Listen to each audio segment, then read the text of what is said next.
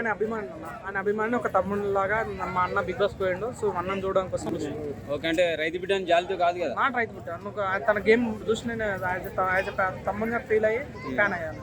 శివాజీ గారు ఆట అనిపిస్తుంది. శివాజీ అన్న తను వేరే లెవెల్, నిజంగా నీతి నిజాలు రూపం మంచితనానికి మారిపోయారు. నిజంగా అమ్మలా ప్రేమించుకున్నాం, నాన్న భుజం తట్టిన ఇష్టం ఇప్పటికీ నిజంగా ప్రతి ఒక్కరు నేనే బాగుండాలనుకో స్వార్థం అటువంటి వ్యక్తి కాదు తను. నాతో పాటు 10 మంది బాగుండాలనుకునే వ్యక్తి తను.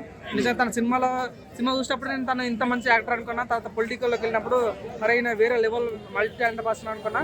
బిగ్ బాస్ పోతుంటే స్టార్టింగ్ పోయిన తర్వాత పల్లె ప్రశాంత్కి కొద్దిగా పాజిటివ్ మాట్లాడారు. తమ్ముడు అంటే నేను మేబీ పల్లె ప్రశాంత్ ఓట్ల కోసం అట్లా చేసిన మాట్లాడే ఫస్ట్ నుంచి ఇప్పటివరకు ఎవరు యాక్టింగ్ చేయరన్న.